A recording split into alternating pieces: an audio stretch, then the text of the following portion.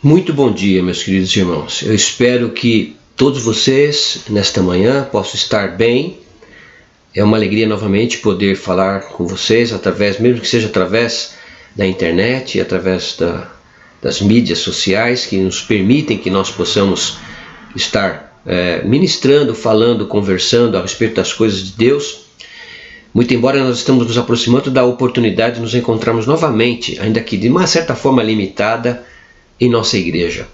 Creio que todos anseiam por este momento e nós estamos muito felizes por poder retornar. Na medida do possível, a maioria creio que poderá estar juntos, havendo ainda algumas limitações, mas o desejo do nosso coração, do coração do conselho, do coração dos nossos pastores, eu creio que de todos nós, é de podermos já nos vermos, né? Alguns já há tanto tempo não se veem e nós temos agora pelo menos oportunidade de nos vermos. Estamos felizes por estarmos chegando também ao final de mais uma jornada de estudos bíblicos que fizemos durante todas as manhãs, durante todos esses meses, ainda que confinados de certa forma, não é? E agora estamos na lição 32, o estado do homem depois da morte e a ressurreição dos mortos, que nós vamos ministrar nesta manhã. E para iniciarmos o estudo da sua palavra, a palavra do Senhor, vamos orar ao Senhor, que Ele nos abençoe nesta manhã, esclarecendo a nossa mente, abrindo o nosso coração e nos dando a oportunidade de entendermos um pouco melhor este momento que todos nós poderemos passar. Vamos orar ao Senhor. Obrigado, Senhor, por esta manhã, por este privilégio de podermos estudar a Tua palavra. Obrigado pela Tua igreja, pelos irmãos. Obrigado pelo teu cuidado para conosco, os livramentos tremendos que o Senhor tem dado a cada um de nós, as respostas de oração, os cuidados que o Senhor tem tido para cada um de nós, mesmo passando muitos por lutas e dificuldades. Temos visto, apesar de tudo, a tua boa mão estar conosco. Meu desejo nesta manhã e minha oração, ó Deus, em nome de Jesus, é que por sua graça e misericórdia e pelo poder do teu Santo Espírito, o Senhor ilumine nossa mente, nosso coração, nos ajudando a entender a Tua vontade para as nossas vidas e dando alegria no nosso coração de poder entender a Tua vontade e aquilo que Cristo fez por nós, quebrando, rompendo o aguilhão da morte, nos dando vida eterna para sempre com o Senhor, de podermos, ó Deus, ansiar a vida do Senhor, ou mesmo sabendo que mesmo que passemos pela morte, estaremos para sempre contigo. Que nesta manhã, esta lição, a Tua palavra, esses momentos, através da meditação dela, possa trazer este refrigério, esta certeza, essa esperança ao nosso coração. E todas as dúvidas elas possam ser tiradas do nosso coração. Que haja plena alegria e confiança do Senhor na Tua palavra, que é viva e eficaz e inerrante. E é a guia para a nossa vida, a lâmpada para os nossos pés, nossa regra de fé e prática. Fica conosco, ajuda-me, ó Deus, a ministrar com fidelidade. Eu te peço em nome de Jesus. Amém. Muito bem, meus irmãos. O estado do homem depois da morte e a ressurreição dos mortos. O que acontece aos homens, então, imediatamente após a morte? Para onde vão as almas após a morte e em que condição permanecem? E a ressurreição como será? Todos ressuscitarão? São algumas perguntas que muitos fazem, talvez até alguns de nós, mas certamente as pessoas que não têm esperança, que não sabem de onde vieram, porque estão aqui, para onde vão, certamente fazem essas perguntas. O apóstolo Paulo dizia: para mim o viver é Cristo e o morrer é lucro. Ora, de um e outro lado, estou constrangido, tendo o desejo de partir e estar com Cristo, o que é incomparavelmente melhor. Filipenses 1, 21, 23. Então, analisemos, pois, o ensino bíblico acerca desse interessante tema. E por que Paulo fazia com tanta firmeza, com tanta seriedade, com tanta clareza, convicção, a afirmação que nós acabamos de ler, que está na palavra do Senhor lá em Filipenses, né? No texto básico, lá em João 5, 28 e 29, nos diz o seguinte: Jesus disse: não vos maravilheis disto, porque vem a hora em que todos que se acham nos túmulos ouvirão a sua voz e sairão. Os que tiverem feito o bem para a ressurreição da vida, os que tiverem praticado o mal para a ressurreição do juízo. Ou seja, esse é o momento final, no fim dos tempos, Então Jesus estava dizendo para que eles não ficassem maravilhados disso, porque haveria hora em que todos passariam por essa situação. É o tempo do fim, né? O tempo do fim. Mas os corpos dos homens após a morte voltam ao pó. A palavra de Deus nos ensina isso. Esse texto nos fala assim: o corpo dos homens depois da morte volta ao pó e vê a corrupção. Mas a alma deles, que nem morre nem dorme, por ter uma substância imortal, volta imediatamente para Deus que a deu. A alma dos justos, sendo então aperfeiçoada em santidade, é recebida no mais alto dos céus, onde contempla a face de Deus em luz e glória, esperando a plena redenção do corpo deles, e a alma dos ímpios é lançada no inferno, onde permanecerá em tormentos e em trevas espessas, reservada para o juízo do grande dia, que é o texto que acabamos de ler em João. Além desses dois lugares destinados às almas separadas de seus respectivos corpos, as Escrituras não reconhecem outro lugar. Não há outro destino para a alma a não ser céu e inferno. Salvação, justificação ou condenação. E a palavra de Deus nos dá vários textos que nos dão a certeza disso. Vamos ver lá em Gênesis 3,19. No suor do rosto comerás o teu pão, até que tornes a terra, pois dela foste formado, porque tu és pó, e ao pó tornarás. Eclesiastes 2,7 diz: e o pó volte à terra, como era, e o espírito volte a Deus que o deu. Atos 13, 36 e 37 diz: porque na verdade, tendo Davi servido à sua própria geração, conforme o desígnio de Deus, adormeceu, foi para junto de seus pais e viu corrupção. Porém, aquele a quem Deus ressuscitou não viu corrupção, ou seja, Jesus não passou pelo processo de ver o seu corpo tornar-se pó. Ele ressurgiu ao terceiro dia e se tornou a primícia dos que dormem, porque não morreu mais. Foi assunto aos céus e está lá, reinando à direita do Pai, e que voltará com glória para julgar o mundo na sua segunda vinda. Então, o homem vai passar por essa situação. A condição das almas após a morte. Qual é a condição das almas após a morte? As almas dos justos são aperfeiçoadas em santidade e recebidas na glória, onde desfrutam da presença de Deus. Veja o que Lucas 23, 43 nos diz. Jesus lhes respondeu: em verdade eu te digo que hoje estarás comigo no paraíso.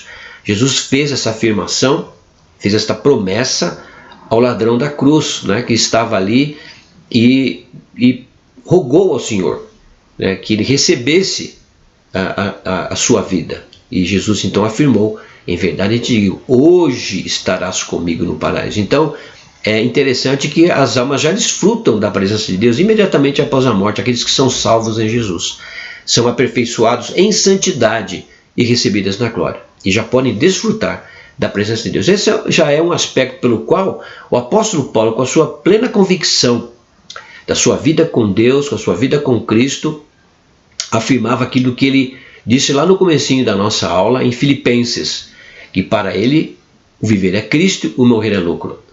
Essa convicção está no seu coração, está no nosso coração. No decorrer desta aula, comece a pensar um pouco sobre isso. Como tem andado a sua vida? Qual que tem sido o nosso apego nos últimos dias? Diante dessa situação da pandemia e a morte rondando, né, muitas vidas, nas famílias, situações tão difíceis, ela está muito presente dentre as nossas vidas, no sentido mais palpável, vamos dizer assim, em função dessa pandemia. E de fato há uma situação de incerteza para muitas pessoas que não conhecem a Jesus. Mas nós, como Paulo, que temos a convicção da presença do Senhor Jesus, a salvação em nosso coração, dada pelo Senhor Jesus e pelo Espírito Santo, a fé salvadora, temos essa convicção, temos essa certeza. Você tem essa certeza? O seu coração está em paz se você for chamado para a glória? É isto que essa lição também nos dá, nos chama para uma reflexão sobre a nossa situação de vida. Como estamos vivendo do jeito que as coisas estão ao nosso redor acontecendo? Qual tem sido a nossa expectativa? Onde tem ficado o nosso coração? Está baseado, plantado na rocha eterna que é Cristo, nas promessas e nas verdades da palavra do Senhor? Pense sobre isso enquanto nós falamos estudamos a sua palavra.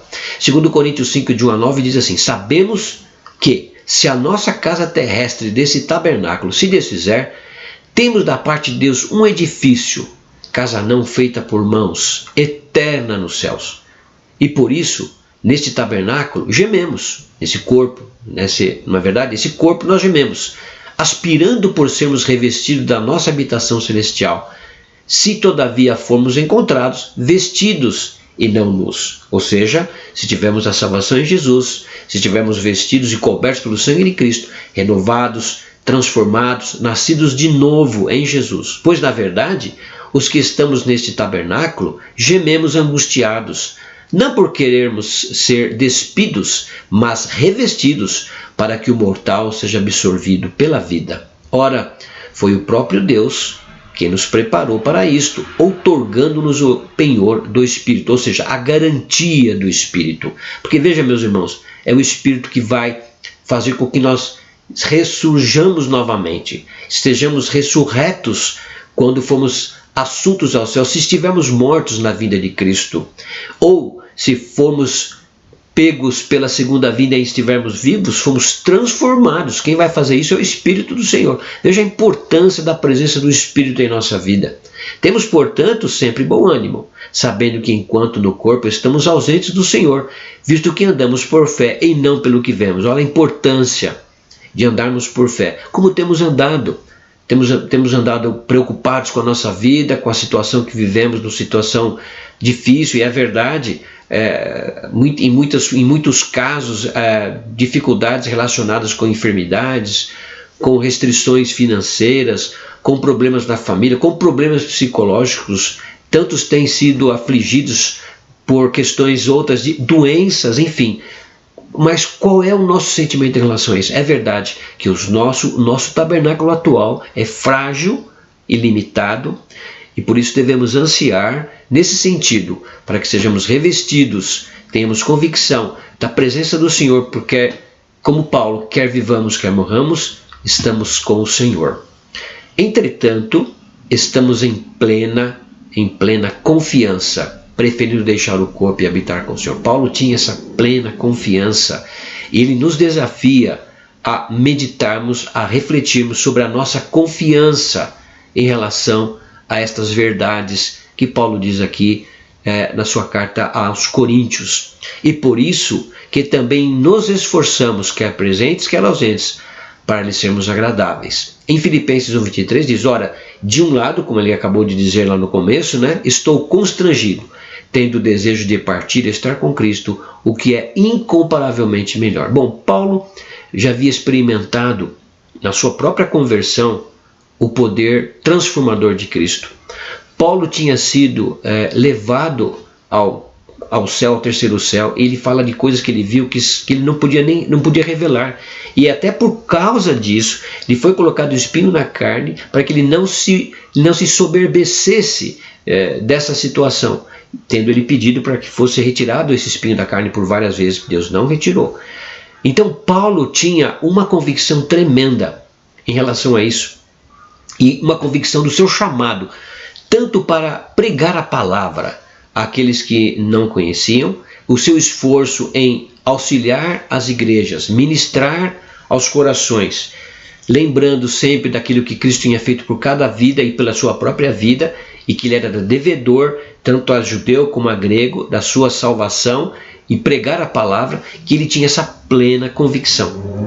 É interessante que nós, irmãos, tenhamos também em nosso exercício devocional, em nossa vida diária, uma preocupação na questão da pregação da palavra, nos ocuparmos também e nos preocuparmos nesse sentido de pregarmos a palavra, de testemunharmos a respeito de Jesus, de falarmos a respeito de Jesus, porque isso traz para nós também esse alento, traz para nós também essa bênção, que é ver o Espírito agindo através de nós, através da sua vontade, da sua palavra, que deve ser usada para evangelizar e para falar, e para nós vivermos de acordo com ela, e assim possamos experimentar esta presença de Deus em nossa vida, como Paulo experimentava. E como é que ficam as almas dos ímpios? Bom, Olha que coisa tremenda, são lançadas no inferno, onde permanecem em tormentos. Que coisa terrível. Lucas 16, 22 e 26 diz: aconteceu morrer o mendigo a ser levado pelos anjos para o seio de Abraão. Morreu também o rico e foi sepultado. No inferno, estando em tormentos, levantou os olhos e viu ao longe a Abraão e Lázaro no seu seio. Então, clamando, disse: Pai Abraão, tem misericórdia de mim. Manda Lázaro que molhe em água a ponta do dedo e me refresque a língua, porque estou atormentado nesta chama. Disse, porém, Abraão: Filho, lembra-te de que recebeste os teus bens em tua vida e Lázaro igualmente os males. Agora, porém, aqui ele está consolado, tu em tormentos. E, além de tudo, está posto um grande abismo entre nós e vós, de sorte que os que querem passar daqui para vós outros não podem, nem os de lá passar para nós. O sofrimento que a Bíblia descreve a respeito das almas impenitentes, dos ímpios, daqueles que não creram e desprezaram o chamado de Cristo, não são inocentes, vai ser terrível. O que a palavra de Deus, até onde a palavra de Deus nos mostra, o sofrimento para toda a eternidade é incalculável. Ficam aguardando o juízo do grande dia. João 5, 28 a 29. Não vos maravilheis disto, porque vem a hora em que todos os que se acham nos túmulos ouvirão a sua voz e sairão, os que tiverem feito o bem para a ressurreição da vida e os que tiverem praticado o mal para a ressurreição do juízo. Ainda segundo Pedro 2,9 diz: é porque o Senhor sabe livrar da provação os piedosos e reservar sob castigo os injustos para o dia do juízo. Será terrível para os ímpios, mas para nós que somos salvos em Jesus, para você que é crente em Jesus, é uma esperança bendita. E a ressurreição dos mortos, como será? Acontecerá no último dia, conforme João 6, 39 a 40. E a vontade de quem me ouviu é esta: que nenhum eu perca de todos os que me deu. Pelo contrário, eu o ressuscitarei no último dia. De fato, a vontade de meu Pai é que todo homem que vir ao Filho e nele crer tenha vida eterna, e eu o ressuscitarei no último dia. O que mais nos fala a respeito desta verdade? Acontecerá com todos, veja, justos e ímpios, Atos 24, 15, tendo esperança em Deus, como também estes a têm, de que haverá ressurreição, tanto de justos como de injustos. 2 Coríntios 5,10 diz: porque importa que todos nós compareçamos perante o tribunal de Cristo, para que cada um receba segundo o bem ou mal que tiver feito por meio do corpo. Todos ressuscitarão com os seus mesmos corpos. Olha que interessante, 1 Coríntios 6, 13 a 20. Os alimentos são para o estômago e o estômago para os alimentos, mas Deus destruirá tanto estes como aquele. Porém o corpo não é para a impureza, mas para o Senhor, e o Senhor para o corpo. Deus ressuscitou o Senhor e também nos ressuscitará a nós pelo seu poder. Não sabeis que os vossos corpos são membros de Cristo? Eu, porventura, tomaria os membros de Cristo e os faria membros de meretriz? Absolutamente não. Ou não sabeis que o homem que se une à prostituta forma um só corpo com ela? Porque, como se diz, são os dois uma só carne. Mas aquele que se une ao Senhor é um espírito com ele. Fugir da impureza. Qualquer outro pecado que uma pessoa cometer é fora do corpo, mas aquele que pratica a imoralidade peca contra o próprio corpo.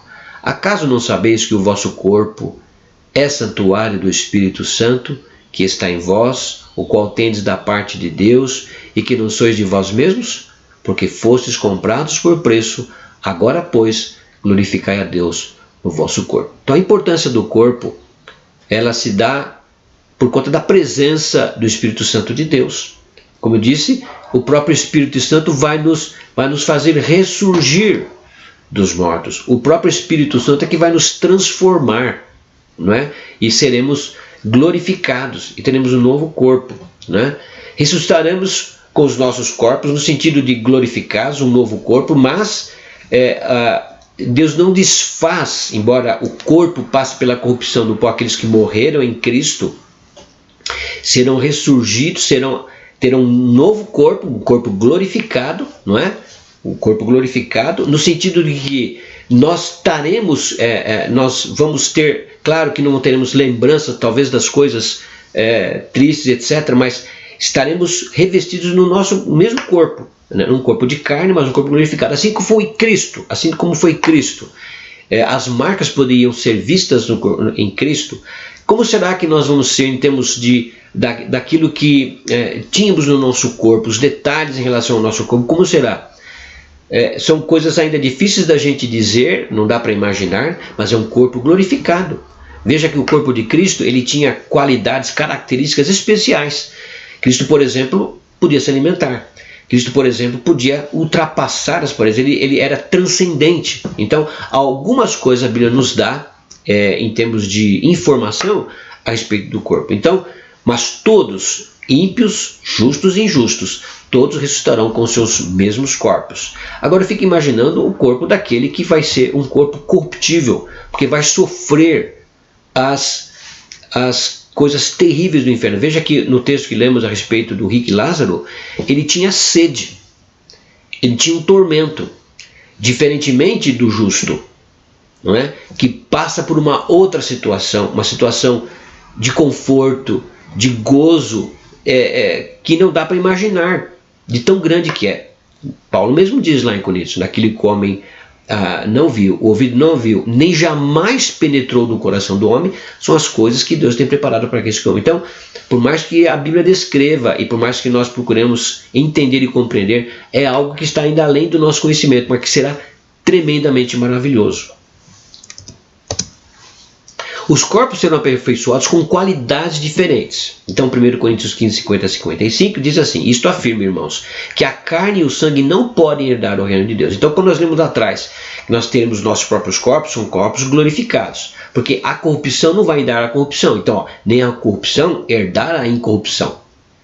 Eis que vos digo um mistério. Veja, é um mistério. Nem todos dormiremos, mas transformados seremos todos. Seremos transformados no momento, num abrir e fechar de olhos. Ao ressoar da última trombeta, a trombeta soará, os mortos ressuscitarão incorruptíveis e nós seremos transformados. Porque é necessário que este corpo corruptível se revista da incorruptibilidade e que o corpo mortal se revista da imortalidade. E quando este corpo corruptível se revestir de incorruptibilidade e o que é mortal se revestir de imortalidade, então se cumprirá a palavra que está escrita: tragada foi a morte pela vitória. Onde está, a morte, a tua vitória? Onde está, a morte, o teu aguilhão? Então é essa a esperança que temos. Mesmo quando vamos estar num estado intermediário, não estamos ainda no céu, como crentes salvos em Jesus, gozando já das bênçãos do Senhor, nós estaremos com esse corpo revestido, esse novo corpo, um corpo incorrupto, né, transformado, quando o Senhor voltar. E nós estaremos, então, ressurgiremos com esse novo corpo, estaremos para sempre com o Senhor e participando do juízo final, que vai ser tremendo. Os corpos se unirão novamente às suas almas para sempre. Então lá, 1 Tessalonicenses 4, 14 e 17 nos ensina que, pois se cremos que Jesus morreu e ressuscitou, assim também Deus, mediante Jesus, trará em sua companhia os que dormem. Ora, ainda vos declaramos por palavra do Senhor isto: nós os vivos, os que ficarmos até a vinda do Senhor, de modo algum predeceremos os que dormem. Então, se quando Cristo voltar, nós estivermos vivos, o que acontece? O Senhor mesmo, dada a sua palavra de ordem, ouvida a voz do arcanjo e ressoada a trombeta de Deus, descerá dos céus. E os mortos em Cristo ressuscitarão primeiro. Depois nós, então se estivermos vivos, nós os vivos, os que ficarmos, seremos arrebatados juntamente com eles entre nuvens, para o encontro do Senhor nos ares, e assim estaremos para sempre com o Senhor. E também seremos transformados, junto com aqueles que dormiram em Cristo. Os corpos dos injustos serão ressuscitados para a desonra. Então, enquanto nós, os crentes, se morrermos em Cristo, seremos ressuscitados com um corpo incorruptível para estarmos para sempre com Cristo. E os que ficarmos, os que estiverem vivos, serão transformados, assim como Enoque foi transformado, Elias foi transformado, porque não passaram pela morte, Deus os tomou para si. Nós, os que ficarmos e não passarmos para a morte, quando Cristo voltar e ressoar a sua trombeta, na sua segunda vida, passaremos por esse processo. Ao contrário, os corpos dos injustos serão ressuscitados para a desonra. Então, Daniel 12:2 diz: muitos dos que dormem no pó da terra ressuscitarão, uns para a vida eterna e outros para a vergonha e horror eterno. Que tristeza, que coisa terrível. Por isso, meus irmãos, nós não sabemos quem o Senhor chamou, vai chamar, quem vai aceitar a Jesus. Nós temos que pregar, nós temos que falar de Jesus. Temos que ter paixão pelas almas perdidas, porque que coisa terrível passar por isso. Que Deus tenha misericórdia daqueles nossos queridos que ainda não aceitaram a Jesus. Que nos empenhemos em oração, em súplica, pedindo a misericórdia de Deus em nos ajudar a pregar a palavra, em tocar nos corações dos incrédulos, para que creiam, para que sejam levados à conversão, para que possam desfrutar dessa esperança que nós temos, dessa certeza bendita. Os corpos dos justos serão ressuscitados para a honra, enquanto os incrédulos, os injustos, será para a desonra. Os justos serão ressuscitados para a honra e para serem semelhantes ao corpo glorioso de Cristo. Romanos 8:11 diz: se habita em vós o Espírito daquele que ressuscitou a Jesus dentre os mortos, esse mesmo que ressuscitou a Cristo Jesus entre os mortos, vivificará também o vosso corpo mortal, por meio do seu Espírito que em vós habita. Então, veja qual a importância de nós preservarmos o nosso corpo, porque aqui, em nosso corpo, habita o Espírito Santo de Deus. Por isso, meus irmãos, mais uma vez, lembrando que nós temos que santificar a nossa vida, todo o nosso corpo, nossa mente, nossos olhos, nossos pés, nossos lábios, nossos ouvidos, tudo que temos para a glória do Senhor, porque em nós habita o seu Espírito. Filipenses 3:20 e 21 diz: pois a nossa pátria está nos céus, de onde também aguardamos o Salvador, o Senhor Jesus Cristo, o qual transformará o nosso corpo de humilhação para ser igual ao corpo da sua glória, segundo a eficácia do poder que ele tem de até subordinar a si todas as coisas. Então, nós somos peregrinos, estamos aqui de passagem, a nossa pátria está nos céus, de onde também aguardamos o Salvador, o Senhor Jesus Cristo. Maranata, vem Senhor Jesus, o desejo, deve ser o desejo do crente, né? De ser em breve transformado. Que bênção se nós passarmos pela vinda de Cristo, estarmos ansiosos por isso e não passarmos pela morte, no sentido de que é um mistério nesse sentido, não é? Eu creio que todos nós têm essa expectativa, mas ao mesmo tempo a própria palavra nos diz da nossa condição de crentes, de levarmos muito a sério a nossa vida com Cristo, a tal ponto de a morte não ser algo que seja temível em nossas vidas, a atemorizarmos de tal forma que fiquemos em desespero se porventura passarmos ou tivermos que passar pela experiência da morte. É isto que a palavra de Deus nos traz, o conforto de sabermos que se estamos em Cristo, a morte é só uma passagem para estarmos para sempre com Ele. Eu creio que para nós, seres humanos normais, no sentido de que ainda estamos no estado de pecado, embora salvos por Cristo, há esta questão do mistério. Mas é por isso que a palavra de Deus, nós temos que ter essa convicção, nos alerta, nos ensina e nos instrui a respeito deste momento tão sine qua non, único na vida do ser humano, que pode ser mudado, é evidente, claro para nós, na vinda do Senhor Jesus. Então que o nosso coração esteja apegado cada vez mais ao Senhor Jesus, apegado aos céus. A Bíblia fala que nós devemos pensar nas coisas lá dos céus e não nas que são daqui da terra, porque essas daqui são temporais, mas as dos céus são eternas. E como é que está o nosso coração? Aí você pode pensar assim: pastor Douglas, a vida continua, sim, a vida continua. A pandemia está aí, vai passar, queremos que sim. Mas como que vai continuar a vida? Vai ficar diferente? Vai ser diferente? Bom, eu não sei como é que você viveu esses 4 meses, 5 meses que nós estamos vivendo. Mas uma coisa é certa, todos nós tivemos realmente uma pequena pincelada, né, do que pode vir a acontecer nos próximos tempos. A Bíblia fala que nós teremos tempos difíceis, né? E nós já estamos vivendo tempos difíceis, não é? Nós estamos vivendo essa situação como nenhum de nós poderia imaginar. Isso é fato. Então, estamos preparados, de fato, para enfrentarmos a morte? Estamos preparados para enfrentarmos a vinda do Senhor Jesus? Você tem certeza da sua salvação? Você tem certeza que se você morrer agora, daqui a alguns minutos, não sei, Você vai estar com Jesus? Como é o seu coração diante da morte? Quando você ouve, quando você vê, quando você está diante de situações como muitos de nós já passaram, com familiares, com amigos, nessa situação. Muitas vezes amigos não crentes. E nós sabemos qual é a situação daquele que não é crente e como que é triste um velório de uma pessoa que não teve oportunidade e por algum motivo não teve essa esperança, não tinha essa esperança que nós temos, não é? Ao contrário daqueles que têm esperança. Quantos de nós já passou por essa experiência? Então meu apelo a você nesta manhã, meu querido, que você pare, reflita sobre isso, sobre a sua vida, sobre as coisas que te cercam, sobre o que você tem feito para Cristo, com Cristo, vivendo com Deus, na sua família, no seu trabalho, na sua escola, com seus amigos e consigo mesmo. Como tem sido a sua vida pessoal com Jesus?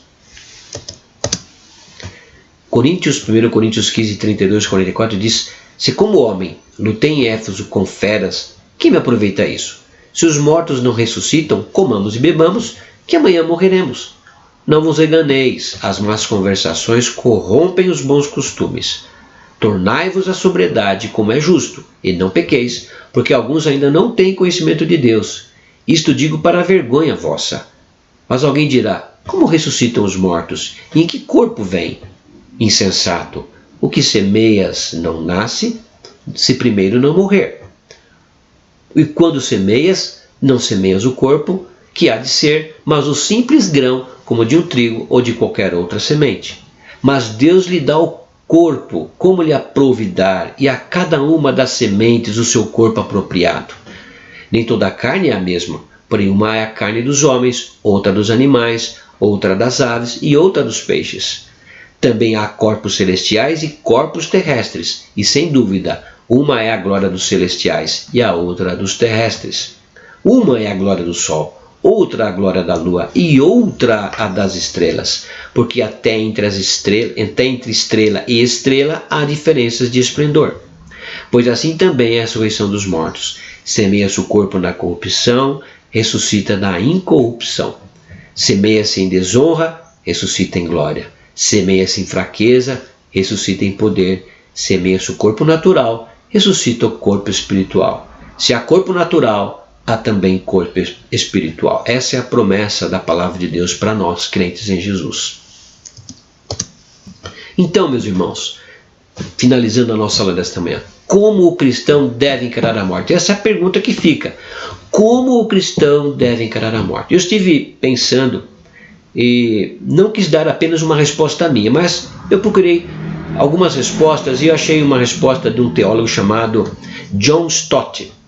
Ele era anglicano, um grande servo de Deus e escritor e teólogo. Há muitos livros extraordinários que Stott, muitas obras que Stott escreveu que são muito boas. Veja a resposta de Stott com base na declaração de Paulo em Filipenses 1, 21 a 23, que diz: porquanto para mim o viver é Cristo e o morrer é lucro. Entretanto, se o viver na carne traz fruto para o meu trabalho, já não sei o que hei de escolher. Paulo ficava, para ele era a mesma coisa. Ora, de um e outro lado estou constrangido, tendo o desejo de partir e estar com Cristo, o que é incomparavelmente melhor. Eu quero fazer um parênteses aqui antes de ler a resposta de Stott.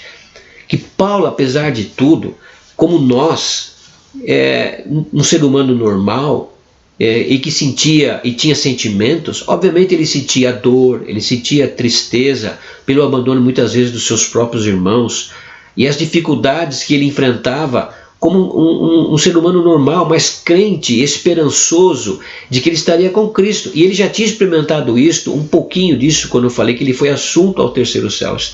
Então ele teve essa bênção. No entanto, estando aqui como o seu corpo natural, enfrentando as dificuldades da vida, não era fácil para Paulo. No entanto, a convicção que ele tinha, a esperança que ele tinha, a certeza que ele tinha e a expressão que ele traz na sua palavra, na palavra de Deus, que foi registrada em vários textos, tanto lá em Coríntios como aqui em Filipenses, né, nos mostra e nos dá esse exemplo de que nós podemos ter também a mesma convicção. E tendo isso, então, como iluminação e ensino para nós, veja o que Stott fala a respeito desta mensagem de Paulo. Numa só palavra, vida para Paulo significava Cristo. Olha que coisa tremenda. De fato, Cristo é vida. Não só porque de ouvir falar, mas de com ele viver. Como Jó falava a respeito de Deus, quando ele passou por tudo aquilo que ele passou, e depois Deus restaurou tudo aquilo. Antes ele conhecia de ouvir, mas agora de viver, de experimentar mesmo a Cristo. Que nós tenhamos esse mesmo sentimento, essa mesma convicção, não é? Vida para Paulo significava Cristo. Era impossível imaginar a vida sem ele. Assim, era realmente lógico que ele quisesse morrer, porque a morte traria lucro, ou seja, mais de Cristo. No entanto, ele sabia que permaneceria um pouco mais, pois havia mais trabalho para ele fazer na terra. Muito bem, geralmente é perigoso levantar argumentos a partir de uma analogia, uma comparação. Porém, Paulo parece nos dar permissão para fazer isso. O princípio é claro. Se para nós a vida significa Cristo, então a morte trará ganho. De fato, a vida futura será muito melhor do que a vida na terra. Assim, se adorar com o povo de Deus na terra já é profundamente satisfatório, o que é verdade, veja nós separados uns dos outros, não podendo ir até a igreja. Outro dia eu estava pensando sobre isso. Como eu gosto muito de cantar, gosto muito de música, canto em casa, a gente louva a Deus, tem um piano, violão, nos juntamos para cantar, mas é tão bom estarmos juntos na igreja, cantando, louvando a Deus, cantando salmos e hinos, abrindo a nossa voz, é maravilhoso. Então, se adorar com o povo de Deus na terra já é profundamente satisfatório, e nós sentimos falta disso agora que vivemos essa situação, não é? Então a adoração com todos no céu seria ainda mais emocionante, com certeza, vai ser extraordinário, não é? Nossa voz perfeita, eu imagino que vai ser um coro assim extraordinário. Se o nosso coração já queima sempre que as escrituras são reveladas a nós, a revelação de toda a verdade será ainda mais comovente. Lembrem-se daquele trecho em que os discípulos de Emaús estão caminhando e Jesus conversando com eles. Veja, Jesus, próprio Cristo, ali ressurreto, falando a respeito das coisas, contando da história, desde lá dos profetas, né, trazendo do Antigo Testamento. E eles falavam que depois que eles perceberam que Jesus depois vai embora, né, e ao partir do pão, eles caíram em si e viram que como ardia o coração quando Jesus falava com eles. Essa mesma emoção, se é que nós podemos dizer assim, que muitas vezes um pouco disso toca no nosso coração quando lemos as escrituras, como às vezes nos emocionamos em certos textos e sermões e palavras, quando nos buscamos na palavra em situações às vezes difíceis, não é? E como Deus conforta o nosso coração, como a palavra queima, arde no nosso coração, como traz alegria, como traz gozo, como é comovente. Será ainda muito mais quando estivermos lá. Se a glória de um pôr do sol já nos impressiona, meus irmãos, eu estou aqui sentado, à minha direita tem uma janela. Nessa janela eu estou vendo o pôr do sol. E é impressionante. Nesses dias de céu azul, que não tem nuvem nenhuma, ver o pôr do sol é maravilhoso. É impressionante, não é? É impressionante. Então, se isso já nos impressiona, como será quando estivermos diante da beleza do novo céu e da nova terra, onde há uma iluminação constante? Deus é luz. O novo céu e a nova terra, o céu já é iluminado por Jesus, pelo poder de Deus, pela sua glória, não dá para imaginar. Se a comunhão transcultural nos toca, veja, eu às vezes falo isso, né? Eu tive o privilégio de viajar por muitos países, eu andei por muitos países, né? E em alguns países em que eu andei, especialmente na Suécia, encontrei crentes como eu, como você. E que coisa maravilhosa, porque a gente se reconhece, porque vivemos em Cristo e temos o mesmo Espírito. Então, quando falamos de Deus, das coisas de Deus, falamos a mesma língua. Embora uma língua diferente, né? Eu conversava em inglês com eles, por exemplo, lá com o sueco, conversava em inglês. E eles, né, quando falávamos a respeito, eu tinha um amigo lá que me levava sempre lá na Igreja Batista, onde ele era membro, e nos convidava às vezes para estarmos juntos, fazer a coinonia ali, participando de um lanche. E nós conversávamos das coisas de Deus, era maravilhoso. Então, outros irmãos missionários, por exemplo, e nós mesmos experimentamos, né? Tivemos já experiências de ver outras pessoas de outros países virem à nossa igreja e podemos ali sentimos essa mesma alegria, essa comunhão, né? Ficamos jubilosos quando finalmente nos juntamos, ou ficaremos jubilosos quando finalmente nos juntarmos às multidões de todas as nações, tribos e línguas. Vai ser extraordinário. se algumas vezes já experimentamos o que é nos alegrar com um gozo indizível e cheio de glória. Podemos ter, veja bem, se algumas vezes. Então, na nossa vida, nós experimentamos coisas difíceis, tristezas, alguns momentos de alegria e às vezes alguns momentos mesmo de êxtase. Você já não experimentou? De alegria indizível em glória, assim, das coisas de Deus, né? Podemos ter a certeza de que isso acontecerá com muita frequência, com mais frequência, ou quase todo dia, ou sempre, no lugar onde não haverá tristeza nem lágrimas. Então, esses são apenas exemplos da experiência humana. Em cada caso, é adequado usar um comparativo, ou seja, muito melhor. Na verdade, quando refletimos sobre a vida futura, o comparativo é realmente inadequado. O mais apropriado é usarmos o superlativo. É por isso que sempre que refletimos sobre o futuro que nos aguarda, podemos dizer: o melhor ainda está por vir. Então, após a ressurreição, reconheceremos uns aos outros. Olha que bacana. Na ressurreição, os crentes, sendo ressuscitados em glória, serão publicamente reconhecidos e absolvidos no dia do juízo e tornados perfeitamente felizes no pleno deleite de Deus por toda a eternidade. Meus irmãos, esta é a promessa da palavra de Deus. Você crê na palavra de Deus? Você crê naquilo que Deus promete? A Bíblia diz que Deus não é homem para mentir, nem filho do homem para que se arrependa. Tendo ele prometido, não o cumprirá, tendo ele falado, não o fará. Então é a promessa da palavra de Deus para as nossas vidas, que nós nos apeguemos mais às verdades da palavra de Deus, que nos desapeguemos mais das coisas desse mundo. São necessárias, sim, é preciso trabalhar, é preciso estudar, a vida continua, mas que o nosso coração não esteja colocado nessas coisas, que o nosso coração esteja colocado na rocha eterna que é o Senhor Jesus, que a nossa esperança, a nossa vida, a nossa fé esteja nele, e que assim nós possamos desfrutar mais a vida presente com a presença do Senhor e temos essa esperança e a confiança do que vamos esperar, do que vai nos esperar no futuro, na vida com Cristo, na vida com Deus, para toda a eternidade, com os nossos irmãos de todas as eras, onde estaremos para sempre com o Senhor. Que Deus nos abençoe, que Deus abençoe sua vida neste dia, nesta manhã, que você se alegre no Senhor, que você busque na palavra do Senhor alento para o seu coração, que Deus abençoe sua vida e que você não tenha temor diante da morte, mas que você passe a ver a morte de uma outra forma a partir de hoje, se assim você já não tem feito. É a minha oração para todos nós nesta manhã, em nome de Jesus. Que Deus abençoe sua vida, lhe dê um dia abençoado, uma semana na presença do Senhor e quem sabe em breve nos veremos, se Deus quiser, ainda que de certa forma limitada, mas podemos já nos ver e matar a saudade. Que Deus abençoe sua vida em nome de Jesus. Amém.